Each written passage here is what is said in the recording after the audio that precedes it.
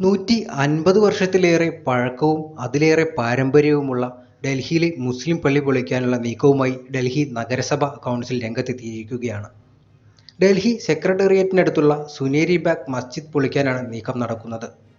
ഡൽഹി വഖഫ് ബോർഡിന്റെ എതിർപ്പ് മറികടന്നാണ് ഈ നീക്കം. ഇതിനായി പൈതൃക സംരക്ഷണ സമിതിയിൽ നിന്ന് അനുമതി തേടുകയും ചെയ്തിട്ടുണ്ട്. രാജ്പഥിലെ മോട്ടിലാൽ നെഹ്റു മാർഗിലാണ് പള്ളി സ്ഥിതി ചെയ്യുന്നത്. ഡൽഹി ട്രാഫിക് പോലീസാണ് റോഡ് വികസനത്തിന്റെ ഭാഗമായി പള്ളി പൊളിക്കാനുള്ള നിർദ്ദേശം നൽകിയിരിക്കുന്നത്. ഇതിനെതിരെ വഖഫ് ബോർഡ് ഹൈക്കോടതിയെ സമീപിച്ചിട്ടുണ്ട്. നടപടി നിയമവിരുദ്ധവും ഏകപക്ഷീയവുമാണെന്ന് ഹർജിയിൽ ചൂണ്ടിക്കാട്ടുന്നുണ്ട്. എന്നാൽ ബോർഡിന്റെ ആക്ഷേപങ്ങൾ അടിസ്ഥാനരഹിതമാണെന്ന് ന്യൂഡൽഹി മുനിസിപ്പൽ കൗൺസിൽ കോടതിയിൽ വാദിക്കുകയുണ്ടായി.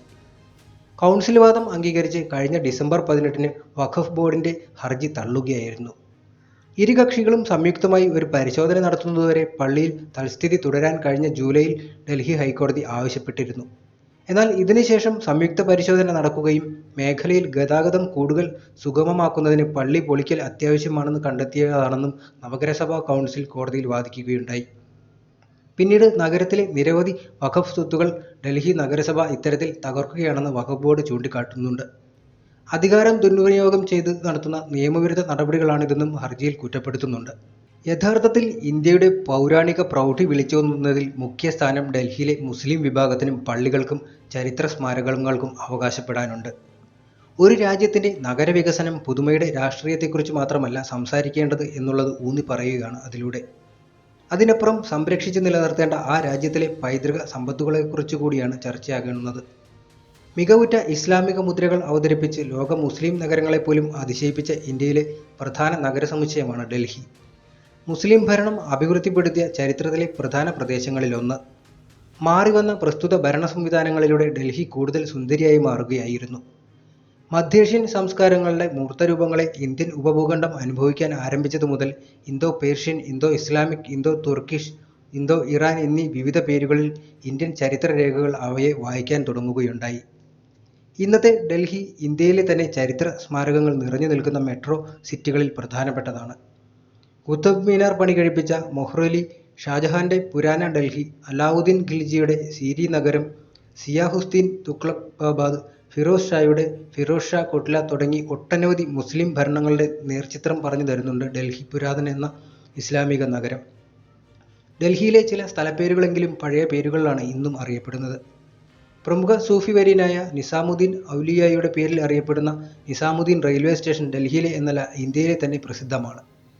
കൂടാതെ ഹോസ്ഖാഗ്, ചിരാഗ് ഡൽഹി, സീരി, ജഹൻ പനഹ്, തുഗ്ലക്കാബാദ് തുടങ്ങി അതേ പാത പിൻപറ്റുന്ന ചരിത്ര പ്രദേശങ്ങളാണ് നിരവധി. അതിപുരാതനമായ ഇറാനിയൻ നഗരമായ ഇസ്ഫഹാൻ ജഹാൻ എന്നാണ് ചരിത്രത്തിൽ അറിയപ്പെടുന്നത്. ഇസ്ഫഹാൻ നഗരസമുച്ചയത്തിൽ അതേ നിർമ്മാണ വൈവിധ്യങ്ങളോടെ സംവിധാനിക്കപ്പെട്ട നഗരമാണ് അതിപുരാതന മുസ്ലിം ഡൽഹി. മാത്രമല്ല അസർബൈജാനിലെ തീബ്രിസി പട്ടണം ഡൽഹിയുമായി വലിയ രീതിയിലുള്ള വാണിജ്യ ബന്ധങ്ങൾ നിലനിർത്തിയിരുന്നു. ഉസ്ബെക്കിസ്ഥാനിലെ തിമൂറികളുടെ സ്വപ്ന നഗരമായ സമർബന്ദ്, ഹൊറാത്ത്, താഷ്കന്റ്, മധ്യേഷ്യയിലെ പ്രധാന വൈജ്ഞാനിക നഗരമായ ഖുറാസാൻ, തുർക്കിയുടെ കോൺസ്റ്റാന്റിനോപ്പിൾ എന്ന ഇന്നത്തെ ഇസ്താൻബുൾ തുടങ്ങിയ നഗരസമുച്ചയങ്ങൾ ഡൽഹിയുമായി നിലനിർത്തിയിരുന്ന വൈദേശിക സാംസ്കാരിക ബന്ധങ്ങൾ ലോകപ്രസിദ്ധമാണ്. പ്രസ്തുത കൊടുക്കൽ വാങ്ങലുകളിലൂടെ വികാസം പ്രാപിച്ച ഡൽഹിയുടെ പൗരാണിക മാർക്കറ്റ് സമുച്ചയങ്ങൾ ഇന്നും സന്ദർശകരെ മോഹിപ്പിക്കുന്നതാണ്. ഇസ്ലാമിക ശരീഅത്ത് അനുസരിച്ചുള്ള നഗരവികസനം പ്രധാനമായും ഡൽഹിയിൽ നടപ്പാക്കാൻ അന്നെഴുതപ്പെട്ട ഫത്വ ഗ്രന്ഥങ്ങൾ മുഖ്യ പങ്കുവഹിച്ചിട്ടുണ്ട്. ഓരോ ഭരണകൂടങ്ങൾക്ക് കീഴിലും നഗരവികസന കാര്യാലയങ്ങൾ മുഫ്തിമാരുടെ മേൽനോട്ടത്തിൽ നടന്നു വന്നിട്ടുള്ളതാണ്. അത്താണികൾ, സത്രങ്ങൾ, കുളിപ്പുരകൾ, വഴിവിളക്കുകൾ, ജലസംഭരണികൾ, ജനസേവനത്തിനായി പ്രത്യേകം സജ്ജമാക്കിയ സൈനിക വ്യൂഹങ്ങൾ തുടങ്ങി പ്രജകൾക്ക് ആവശ്യമായ സേവനങ്ങൾ നിർലോഭം ലഭ്യമാക്കാനുള്ള വ്യക്തമായ രൂപരേഖകൾ അന്ന് തയ്യാറാക്കപ്പെട്ടിരുന്നു. ഡൽഹി നഗരത്തിന്റെ പ്രൗഢിയെക്കുറിച്ച് ഒരു ചരിത്രകാരൻ പറയുന്നത് ഇങ്ങനെയാണ്: ഡൽഹിയിലെ എടുത്തു പറയത്തക്ക മറ്റൊന്ന് അവിടുത്തെ നാഴികമണിയായിരുന്നു. ടോളിഡോയിലെ ജലഘടികാരത്തെപ്പറ്റി പറയുകയുണ്ടായല്ലോ. അത്തരമൊരു ഘടികാരം ഫിറോസ് ഷാ തുഗ്ലക്കിന്റെ ഫിറോഷാബാദിലും നിർമ്മിച്ചു വെക്കുകയുണ്ടായി. നമസ്കാരത്തിന്റെയും നോമ്പുതുറയുടെയും സമയം, നിഴലുകളുടെ അവസ്ഥ, രാത്രിയിലെയും പകലിലെയും സമയങ്ങൾ എന്നിവ അത് കാണിച്ചിരിക്കുന്നു. അങ്ങനെ നഗരത്തിന്റെ പ്രധാന ഭാഗങ്ങളെ ബന്ധിച്ചുള്ള ജലസേചന മാർഗങ്ങൾ, ഡൽഹിയിലെ ഭൂപ്രകൃതിക്കനുസൃതമായി സജ്ജീകരിക്കപ്പെട്ട വ്യത്യസ്ത ഇനങ്ങളിൽപ്പെട്ട തണൽ മരങ്ങൾ, മനോഹരമായി സംവിധാനിച്ച ഉദ്യാനങ്ങൾ, ഇങ്ങനെ പോകുന്നു പൗരാണിക മുസ്ലിം ഡൽഹിയുടെ കാഴ്ചകൾ നിരവധി. പ്രവാചകന്റെ നഗര ആസൂത്രണ ആശയങ്ങളുടെ സുപ്രധാന അടിത്തറയായി വർത്തിച്ച ഘടകമായിരുന്നു നഗരത്തിന്റെ കേന്ദ്രബിന്ദുവായി പടുത്തുയർത്തപ്പെട്ട പള്ളികൾ. ഇവിടെ ഡൽഹിയിലും നിരവധി പള്ളികൾ നഗരത്തിന്റെ പ്രൗഢി വിളിച്ചോതി മുസ്ലിം രാജവംശങ്ങൾ നിർമ്മിച്ചിട്ടുണ്ട്. ഒരു വേള യൂറോപ്യൻ സംസ്കാരത്തെ പഠിച്ചാൽ വ്യക്തമാകുന്ന ചില സൂചനകൾ ഇസ്ലാം മുന്നോട്ട് വയ്ക്കുന്ന നഗരവികസന കാഴ്ചപ്പാടുകളുമായി ബന്ധപ്പെട്ടിട്ടുള്ളതാണ്. യൂറോപ്യൻ നഗര ആസൂത്രണത്തിൽ ക്രിസ്ത്യൻ ചർച്ചുകൾക്ക് ഭരണവർഗം നൽകുന്ന പ്രാധാന്യം അവരുടെ തെരുവുകളെ പഠിച്ചാൽ നമുക്ക് മനസ്സിലാക്കാൻ സാധിക്കുന്നുണ്ട്.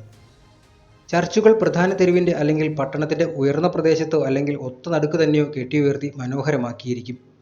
വാഹനങ്ങൾ നിരോധിച്ചും മനോഹര കൽപ്പടവുകൾ തീർത്തും ചർച്ചിലേക്കുള്ള വീഥികൾ കൂടുതൽ ആകർഷണീയത നൽകുകയുണ്ടായി.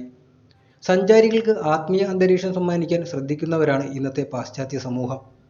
യൂറോപ്പ് ഏറ്റെടുത്ത പ്രസ്തുത നഗരവികസന കാഴ്ചപ്പാടുകൾ ഇസ്ലാമിന്റെ നഗരവികസന കർമ്മശാസ്ത്ര ആശയങ്ങളെ അടിസ്ഥാനമാക്കിയുള്ളതാണെന്ന് പിൽക്കാല പഠനങ്ങളും തെളിയിച്ചിട്ടുണ്ട്. വ്യക്തമായ കണക്ക് വിവരങ്ങൾ ലഭ്യമല്ലെങ്കിലും ഡൽഹിയിൽ മാത്രമായി മുസ്ലിം ഭരണം നിലനിന്നപ്പോൾ പടുത്തുയർത്തപ്പെട്ട പള്ളികൾ നിരവധിയാണ്. ഫിറോസാബാദിൽ മാത്രം 1000 പേർക്ക് ഒരുമിച്ച് നമസ്കരിക്കാനുള്ള 8 പള്ളികളുണ്ടായിരുന്നതായി ചരിത്രം പറയുന്നുണ്ട്. പലതും ഇന്ന് കാലഹരണപ്പെട്ടു പോയിട്ടുള്ളവയാണ്. പുരാവസ്തു വകുപ്പിന് കീഴിൽ വരുന്നതുകൊണ്ട് ചിലതിലെല്ലാം പൊതുജനങ്ങൾക്ക് പ്രവേശിക്കുവാൻ അനുവാദമില്ല. ചരിത്രത്തിന്റെ ഭാഗമാവാൻ കാത്തുനിൽക്കുന്നവ വേറെ തന്നെയുണ്ട്. ഇന്ന് ഡൽഹിയുടെ പല ഭാഗങ്ങളിലും നമസ്കാരങ്ങൾ നിർവചിക്കപ്പെട്ടിരിക്കുന്നത് ഒഴിഞ്ഞ പാർക്കുകളിലോ ആളൊഴിഞ്ഞ തെരുവുകളിലോ ആണെന്നുള്ളത് സമീപകാല സംഭവങ്ങൾ തന്നെ സാക്ഷ്യപ്പെടുത്തുന്നുണ്ട്. മാത്രമല്ല, നഗര ആസൂത്രണത്തിൽ രാജ്യസുരക്ഷയ്ക്ക് പ്രാമുഖ്യം നൽകിയിട്ടുള്ള നടപടികൾ മുസ്ലിം ഭരണവർഗങ്ങൾ എക്കാലത്തും ഡൽഹിയിൽ നടപ്പാക്കാൻ മത്സരിച്ചിട്ടുണ്ട്. അതിന്റെ ഉദാഹരണമായി നഗരത്തിന്റെ പ്രധാന ഇടങ്ങളിൽ നിലനിന്നിരുന്ന കോട്ടകൊത്തളങ്ങൾ, ഭീമാകാരങ്ങളായ മതിലുകൾ ഇന്നും ഡൽഹിയിൽ ആങ്ങിങ്ങായി കാണാവുന്നതാണ്. ഓരോ മുസ്ലിം ഭരണകൂടവും ഡൽഹിയിൽ പണിതുയർത്തിയ കോട്ടകൊത്തളങ്ങൾ സുശക്തവും മനോഹരവുമാണ്. കലാമൂല്യമുള്ള നിർമ്മിതികൾ വ്യവസ്ഥാപിതമായി അവതരിപ്പിക്കാൻ വാസ്തുവിദ്യയിൽ ഊന്നിയുള്ള കലാവിഷ്കാരങ്ങൾ മുസ്ലിം ഭരണകൂടങ്ങളെ വലിയ തോതിൽ സഹായിച്ചിട്ടുണ്ട്. ലോകപ്രസിദ്ധരായ നിരവധി വാസ്തുവിദ്യാ കലാകാരന്മാരുടെ കരവിരുതിൽ ഡൽഹിയെ സംബന്ധിക്കാൻ മുസ്ലിം ഭരണകൂടങ്ങൾ പ്രത്യേകം ശ്രദ്ധ നൽകിയിരുന്നു. തുർക്കി പേർഷ്യൻ സംസ്കാരങ്ങളുടെ സംഗമഭൂമിയായി പതിയെ അത് മാറുകയും ചെയ്തു. സഞ്ചാരികളുടെ ഇഷ്ടവേദിയായി ഡൽഹി അറിയപ്പെടാൻ തുടങ്ങുകയും ചെയ്തു. സഞ്ചാര സാഹിത്യങ്ങൾ രചിക്കപ്പെടുക വഴി ലോക പൈതൃക വേദികളിൽ ഡൽഹി മായാത്ത മുദ്രകൾ സമ്മാനിച്ച് ഉദിച്ചു നിൽക്കുകയാണ്. നഗര ആസൂത്രണത്തിന്റെ ഭാഗമായി ഒരു പട്ടണത്തെയോ നഗരസമുച്ചയത്തെയോ പൊതിഞ്ഞു നിൽക്കുന്ന വലിയ മതിലുകൾ അല്ലെങ്കിൽ ഭിത്തികൾ അക്കാലത്തെ രാജ്യസംരക്ഷണത്തിന്റെ പ്രാധാന്യം വിളിച്ചോതുന്നതാണ്. അത്തരത്തിലുള്ള വലിയ ഭിത്തികൾ ഡൽഹി എന്ന നഗരത്തെ പൊതിഞ്ഞ് പണിതുയർത്തപ്പെട്ടതായി ചരിത്രം വരച്ചിടുന്നുണ്ട്. അക്കാലത്ത് ഡൽഹി സന്ദർശിച്ച പ്രമുഖ മൊറോക്കൻ സഞ്ചാരി ഇബ്നു ബത്തൂത്ത വിവരിക്കുന്നത് ഇപ്രകാരമാണ്: ഡൽഹിയുടെ നഗരഭിത്തി വളരെ കെട്ടുറപ്പുള്ളതാണ്. ലോകത്തെങ്ങും അതിന് സമാനമായ ഒന്ന് കാണാൻ സാധിക്കുന്നില്ല. 11 കൈയാണ് അതിൻ്റെ വീതി. ഭിത്തിക്ക് മുകളിലൂടെ വാഹനപ്പുറത്തും കാൽനടയായും നഗരം മുഴുവനായും ചുറ്റി കാണാവുന്നതാണ്. ഭിത്തിയുടെ അടിഭാഗം കല്ലുകൊണ്ടും മുകൾ ഭാഗം ഇഷ്ടിക കൊണ്ടുമാണ് നിർമ്മിച്ചിട്ടുള്ളത്. നഗരത്തിന് ആകെ 28 കവാടങ്ങളാണുള്ളത്. പാറാവുകാർക്ക് താമസിക്കാനായി ഭിത്തിക്കകത്ത് ധാരാളം മുറികൾ നിർമ്മിച്ചിരിക്കുന്നു. പീരങ്കികളും യുദ്ധോപകരണങ്ങളും സൂക്ഷിക്കുന്നതിനായി വേറെയും മുറികൾ ഭിത്തിക്കകത്തുണ്ട്. ഇങ്ങനെ പോകുന്നു ആ വിവരങ്ങൾ നിരവധി. കോട്ടയ്ക്കകത്ത് ചുറ്റും ഭീമാകാരങ്ങളായ മരങ്ങൾ നട്ടും കിടങ്ങുകൾ നിർമ്മിച്ചും രാജ്യനിവാസികളുടെ സ്വത്തും ജീവനും സംരക്ഷിക്കുവാൻ ഒതുക്കുന്ന നടപടികൾ സ്വീകരിച്ചത് ഇസ്ലാമിക നഗര സംവിധാനങ്ങളുടെ മേന്മയായി ലോകം വിലയിരുത്തിയിട്ടുണ്ട്. ഇപ്പോഴും 150-ൽ പരം നിർമ്മിതികളും 1000-ലധികം ചെറുതും വലുതുമായ ചരിത്ര പ്രദേശങ്ങളും നിറഞ്ഞു നിൽക്കുന്ന ഡൽഹി ഒരിക്കൽ കൂടി ലോക പൈതൃക പട്ടികയിൽ നിന്ന് തഴയപ്പെട്ടിട്ടുണ്ട്. 1983-ൽ പൈതൃക സമ്പത്തുകൾ സംരക്ഷിക്കാൻ ഹെറിറ്റേജ് കൺസർവേഷൻ കമ്മിറ്റി രാജ്യത്ത് നിലവിൽ വന്നുവെങ്കിലും ഫലപ്രദമായ പുനരുദ്ധാരണ പ്രവർത്തനങ്ങൾ കൈക്കൊള്ളുന്നതിൽ പ്രസ്തുത സംവിധാനങ്ങളും പരാജയപ്പെടുകയായിരുന്നു. ഡൽഹിയിലെ ആദ്യത്തെ മുസ്ലിം രാജവംശമായ ഡൽഹി സൽത്താനത്ത് 2 നൂറ്റാണ്ടുകാലം നിലനിന്നിരുന്നവരാണ്. ഇന്ത്യൻ ഉപഭൂഖണ്ഡത്തിൽ ഡൽഹി സൽത്താനത്തിനോളം വലിപ്പമാർന്നതും ദീർഘകാലം നിലനിന്നിരുന്നതുമായ ഭരണം മുൻപ് ഉണ്ടായിട്ടില്ല.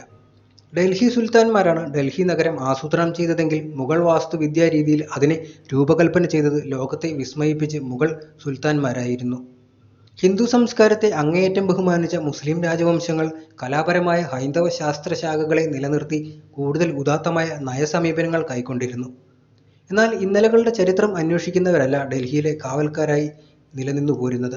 ഇന്ന് ലോകത്ത് പൈതൃക സമ്പത്തുകൾക്ക് കൂടുതൽ പരിഗണനയും അംഗീകാരവും നൽകുന്നവരാണ് യൂറോപ്പ് ജനത. പഴയ നഗരവീഥികൾ, സമുച്ചയങ്ങൾ, മ്യൂസിയങ്ങൾ എന്നിവ അതേപടി നിലനിർത്താൻ വ്യക്തമായ നടപടികൾ കൈക്കൊണ്ടുവരുന്നവരാണ്. പഴയ നഗരത്തിന്റെ ഹൃദയഭാഗത്തേക്ക് വാഹനങ്ങൾ നിരോധിച്ചും ഭംഗിയുള്ള വിളക്കുമാടങ്ങൾ സ്ഥാപിച്ചും സന്ദർശകർക്ക് വൃത്തിയുള്ള നടപ്പാതകൾ ക്രമീകരിച്ച് വായുമലിനീകരണം നിയന്ത്രണവിധേയമാക്കിയും പൈതൃക സംരക്ഷണ സമവാക്യങ്ങൾക്ക് പുത്തൻ ഭാവവും രൂപവും നൽകുന്നവരാണവർ. അതോടൊപ്പം നഗര നവീകരണ സങ്കല്പം യഥാർത്ഥത്തിൽ ആരംഭിക്കേണ്ടത് അതിന്റെ തെരുവുകളിൽ നിന്നാവണം എന്ന വലിയ പാഠവും ഉൾക്കൊള്ളുന്നുണ്ട്. പടുകൂറ്റൻ കെട്ടിടങ്ങൾ ഒരു ഭാഗത്ത് ഉയർത്തപ്പെടുമ്പോഴും പഴയ നിർമ്മിതികളുടെ മനോഹര കാഴ്ചാനുഭവങ്ങൾക്ക് രാജ്യത്തിന്റെ വികസന സമീപനങ്ങൾ വിലങ്ങുതടിയാവരുതെന്നും അവർ ചൂണ്ടിക്കാട്ടുന്നു. ചരിത്രഗതിയെ അത്രമേൽ സ്വാധീനിച്ച മുസ്ലിം ഡൽഹി പിൽക്കാല ഇന്ത്യൻ വായനകളിൽ മറ്റൊരു തലത്തിൽ വ്യവഹരിക്കപ്പെട്ടതിന് പിന്നിൽ വ്യക്തമായൊരു മുഖം തന്നെ രൂപപ്പെടുത്തിയിട്ടുണ്ട്. ഇന്ത്യ സ്വതന്ത്രമായതിനു ശേഷം ഡൽഹിക്ക് പ്രത്യേകമായി ലഭിച്ച പദവിയോ അംഗീകാരമോ അല്ല രാജധാനി എന്ന വിശേഷണം. മറിച്ച് ഡൽഹി സുൽത്താന്മാരും മുഗളന്മാരും പിന്നീട് വന്ന ബ്രിട്ടീഷുകാരും ഡൽഹിയെ ഇന്ത്യൻ ഉപഭൂഖണ്ഡത്തിന്റെ പ്രധാന പ്രവിശ്യയായി മനസ്സിലാക്കി വളർത്തിയെടുത്തതു മുതൽക്ക് ഡൽഹിക്ക് ആ അംഗീകാരം ലഭിച്ചിട്ടുമുണ്ട്. പ്രസ്തുത അംഗീകാര നിവൃത്തിയിൽ ഡൽഹിയെ വാഴ്ത്തുമ്പോഴും പഴയ മുസ്ലിം നഗരം എത്ര വിശാലവും സുന്ദരവുമായിരുന്നു എന്നുള്ള വസ്തുതയും കണ്ടറിയേണ്ടതാണ്. യഥാർത്ഥത്തിൽ AD 8-ാം നൂറ്റാണ്ട് മുതൽ മനസ്സിലാക്കി തുടങ്ങേണ്ടതാണ് ഡൽഹിയുടെ ചരിത്രം. അന്ന് രജപുത്ര വിഭാഗത്തിൽപ്പെട്ട തോമർമാരാണ് ഡൽഹിയെ ആദ്യ തലസ്ഥാനമാക്കിയത്. 12-ാം നൂറ്റാണ്ടിന്റെ മധ്യത്തിൽ ഡൽഹിയുടെ നിയന്ത്രണം രജപുത്ര വിഭാഗത്തിലെ ചൗഹാന്മാർക്കായി. 1292-ൽ മുഹമ്മദ് ഗോറി ഡൽഹി പിടിച്ചെടുത്തു. തുടർന്ന് സുൽത്താന്മാരുടെയും മുഗളന്മാരുടെയും ബ്രിട്ടീഷുകാരുടെയും സ്വതന്ത്ര ഇന്ത്യയുടെ തലസ്ഥാനമായി ഡൽഹി മാറുകയായിരുന്നു. 1206 മുതൽ 1526 വരെ സുൽത്താൻ ഭരണം ഈ ഡൽഹി തലസ്ഥാനമായി 5 രാജവംശങ്ങൾ ഭരണം നടത്തുകയുണ്ടായി. അടിമവംശം, ഖിൽജി വംശം, തുഗ്ലക് വംശം, സയ്യിദ് വംശം, ലോധി വംശം എന്നിവയാണവർ. 1526-ൽ ഹരിയാനയിലെ പാനിപ്പട്ടിൽ നടന്ന യുദ്ധത്തിൽ ഇബ്രാഹിം ലോധിയെ ബാബർ പരാജയപ്പെടുത്തിയതോടെ മുഗൾ സാമ്രാജ്യം രൂപം കൊള്ളുകയും ചെയ്തു. ഹുമയൂൺ, അക്ബർ, ജഹാംഗീർ, ഷാജഹാൻ, ഔറംഗസേബ്, ബാബറിന് ശേഷം അധികാരത്തിൽ വന്ന പ്രധാന മുഗള ചക്രവർത്തിമാർ ഇവരായിരുന്നു. 1803-ൽ ബ്രിട്ടീഷുകാർ ഡൽഹിയിൽ ആധിപത്യം സ്ഥാപിച്ചു. പിന്നീട് മറാത്തകളുടെ ആക്രമണം തടയാൻ ബ്രിട്ടീഷുകാർ മുഗൾ ചക്രവർത്തിക്ക് സൈനിക സഹായം നൽകുകയുണ്ടായി. 1803 സെപ്റ്റംബർ 11-ന് മറാത്ത സൈന്യത്തെ പരാജയപ്പെടുത്തിയതോടെ ഡൽഹി ബ്രിട്ടീഷുകാരുടെ കയ്യിലാവുകയും ചെയ്തു. ബ്രിട്ടീഷ് ആസ്ഥാനം കൽക്കട്ടയിലായതിനാൽ മുഗൾ ചക്രവർത്തിയെ ചെങ്കോട്ടയിൽ തുടരാൻ ബ്രിട്ടീഷുകാർ അനുവദിക്കുകയായിരുന്നു. 1857-ലെ കലാപത്തിന്റെ പ്രധാന കേന്ദ്രമായിരുന്നു ഡൽഹി. മീററ്റിൽ നിന്ന് ഡൽഹി ചലോ എന്ന മുദ്രാവാക്യമുയർത്തി വിപ്ലവകാരികൾ 1857 മെയ് 11-ന് അതിരാവിലെ ഡൽഹിയിലെത്തിയിരുന്നു. ചെങ്കോട്ടയിലെത്തിയ അവർ മുഗൾ ചക്രവർത്തിയായിരുന്ന ബഹദൂർ ഷാ രണ്ടാമനെ ചക്രവർത്തിയായി പ്രഖ്യാപിച്ചു. 1857 സെപ്റ്റംബറിൽ ഡൽഹി തിരിച്ചുപിടിക്കാനുള്ള ബ്രിട്ടീഷുകാരുടെ ശ്രമങ്ങൾ ലക്ഷ്യം കാണുകയായിരുന്നു. ഇതിലൂടെ ബഹദൂർ ഷാ രണ്ടാമനെ തടവുകാരനായി പിടിച്ച് ചെങ്കോട്ടയിൽ വിചാരണ ചെയ്തു. തുടർന്ന് മ്യാൻമാറിലേക്ക് നാടുകടത്തുകയും ചെയ്തു. 1862 നവംബർ 7-ന് മ്യാൻമാറിൽ ബഹദൂർ ഷാ രണ്ടാമൻ അന്തരിക്കുകയാണ് ചെയ്തത്. 1911-ൽ ഡൽഹി ബ്രിട്ടീഷ് ഇന്ത്യയുടെ തലസ്ഥാനമായി മാറി. ഇന്ത്യയിലെത്തിയ ജോർജ് അഞ്ചാമന്റെയും ഭാര്യ മീരയുടെയും ബഹുമാനാർത്ഥം ദർബാറിലായിരുന്നു ഡൽഹിയെ തലസ്ഥാനമാക്കിയുള്ള പ്രഖ്യാപനം നടന്നത്. റൈസൈനക്കുന്ന് കേന്ദ്രീകരിച്ച് 10 ചതുരശ്ര മൈൽ പ്രദേശത്ത് നഗരം നിർമ്മിച്ചു. ക്ലാസിക്കൽ ഗ്രീക്ക് ശൈലിയും ഇന്ത്യൻ വാസ്തുനിർമ്മാണ ശൈലിയും സംയോജിപ്പിച്ചായിരുന്നു നിർമ്മാണം. ഹെർബൻ ബേക്കർ, എഡ്വിൻ ല്യൂട്ടൻസ് എന്നിവരായിരുന്നു ശില്പികൾ. 1947-ലെ ഇന്ത്യാ വിഭജനം ഡൽഹിയെ പിടിച്ചുകുലുക്കി. 5 ലക്ഷത്തോളം അഭയാർത്ഥികൾ ഡൽഹിയിലെത്തി. തിലക് നഗർ, ലജ്പത് നഗർ തുടങ്ങിയ കോളനികൾ അഭയാർത്ഥികൾക്കായി തുറന്നുകൊടുത്തു. അന്ന് ഡൽഹി നേരിട്ട മറ്റൊരു വിപത്ത് വർഗീയ കലാപങ്ങളുമായിരുന്നു. ഡൽഹിയുടെ വിജ്ഞാന മേഖലയ്ക്ക് തുടക്കം കുറിച്ചത് 1792-ൽ സ്ഥാപിച്ച ഡൽഹി കോളേജാണ്. ഉറുദു ഭാഷയുടെയും ശാസ്ത്ര സാഹിത്യത്തിൻ്റെയും കാലമായിരുന്നു അത്. ഡൽഹി നവോത്ഥാനം എന്നാണ് ഈ മാറ്റം വിശേഷിപ്പിക്കപ്പെട്ടത്. മുഗൾ പ്രഭു വംശം ഡൽഹിയിൽ താമസിച്ചിരുന്ന വസതികളാണ് ഹാവേലികൾ.